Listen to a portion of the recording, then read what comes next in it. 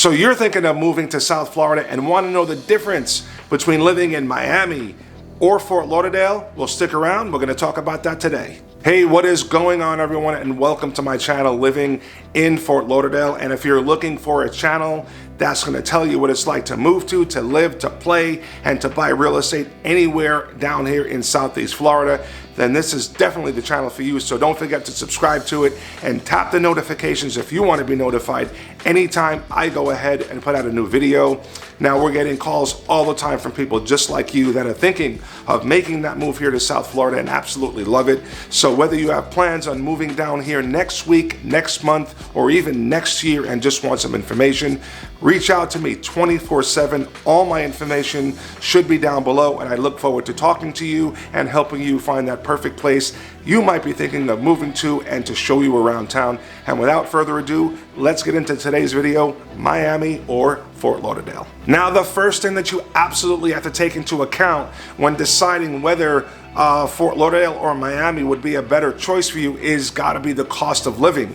And the biggest expense we all have per month as far as the cost of living has to do with housing. So when it comes to the type of housing, Fort Lauderdale definitely seems to have more variety as far as housing choices. Now, Fort Lauderdale also has a good mix of condos, townhomes, and single-family homes to choose from, and in a much wider range of price points as well, including some more affordable options going all the way up to multi-million-dollar properties. Fort Lauderdale is also called the Venice of America and is known for all those different neighborhoods where you have homes with the canals, intracoastal, ocean access, incredible variety and real estate here in the city of Fort Lauderdale.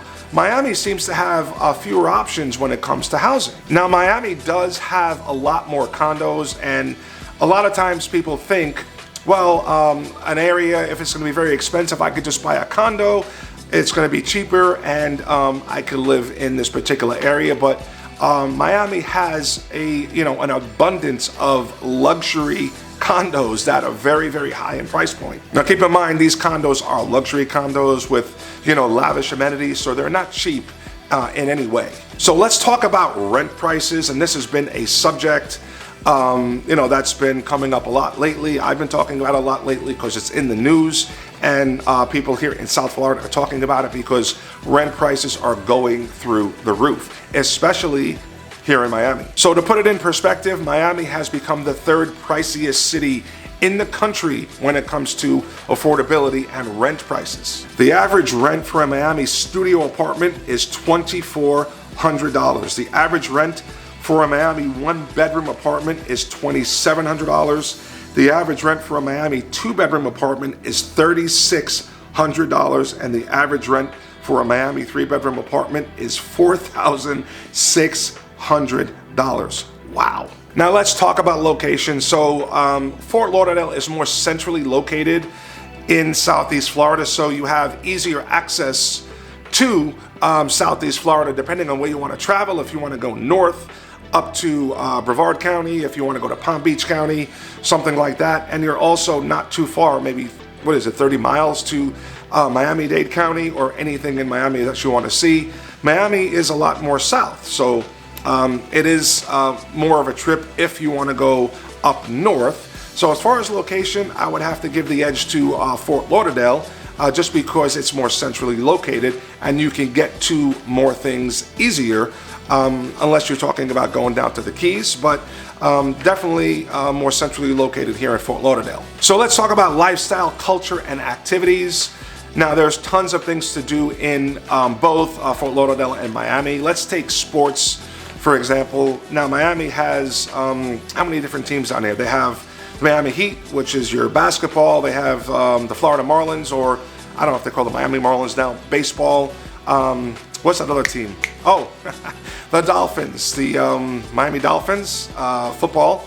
Yeah. Now, Fort Lauderdale, you have the Florida Panthers, but pretty easy and not too far away to go to either of these stadiums or arenas to check out the teams play. So overall, in my opinion, Fort Lauderdale would appear to be a little bit more laid back. Let's just take the beaches here in the Fort Lauderdale area.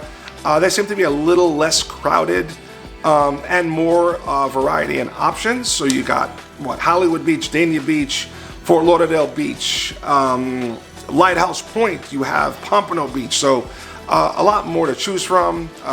You got South Beach, Miami, which is pretty awesome. Spring break is pretty common in both areas, but I think the beaches in the Fort Lauderdale area are more laid back, less crowded, and definitely more to choose from. So as far as activities on the beach, I think that would have to lean towards Fort Lauderdale. You got snorkeling and scuba diving, very, very popular, a lot of wrecks in the Fort Lauderdale area. So I think Miami seems to cater to a more younger audience as far as beaches and things like that. So if you want it to be more relaxed and less crowded, I think you'll favor the beaches in Fort Lauderdale a little more than Miami. Now, if you favor bigger crowds, more opportunity to meet new people, you know, more upbeat, more energetic, you'll probably favor the beaches down in Miami. Now, if you favor a little more of a party lifestyle, you're probably leaning a little towards Miami. Now, there's always festivals going on. We just missed two really big popular ones in March. One is called, I think, the Ultra Music Festival. It's, I think, one of the largest outdoor electronic music festivals. Very, very popular. Lots of people, tons and tons of people go there. And the other is the Calle Ocha Festival. I hope I did not butcher that name. Now, this is I think the largest outdoor Latin festival. It's in Little Havana, and I think it stretches like 15 full blocks. So it's like a 15 block party.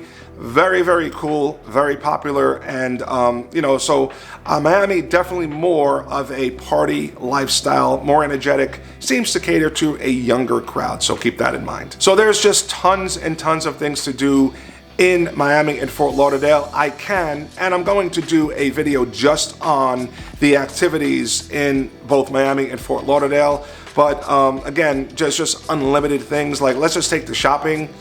Fort Lauderdale has the Sawgrass Mills Mall, which is the largest outdoor shopping destination in the entire country. Extremely popular. People come from all over the country and the world, actually, to shop there. Now, Miami has the Dolphin Mall, the Bayside Marketplace. Just too much to list here, guys. I'm going to put a link down in the description to a couple of different sites where you can check all the events coming up month by month by month in both Miami-Dade and in Fort Lauderdale. Great resources if you're looking for some fun things to do. And again, I'm going to do a video in the near future having to do with all the activities in Miami and in Fort Lauderdale as well. Now, lastly, we got to get into and talk about the traffic and the congestion.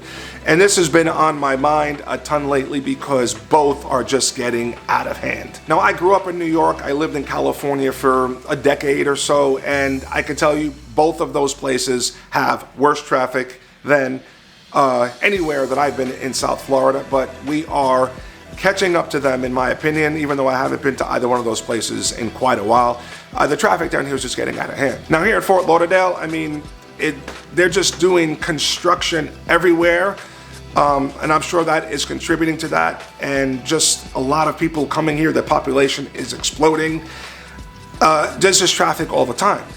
If you're on I-95, I mean, forget it. Anytime during rush hour, I don't care where you are, even up by Palm Beach, they're doing work by Davie Boulevard, Broward Boulevard, construction right there. And the commute going from Fort Lauderdale to Miami, because a lot of people work in Miami and make that commute, it's just a nightmare.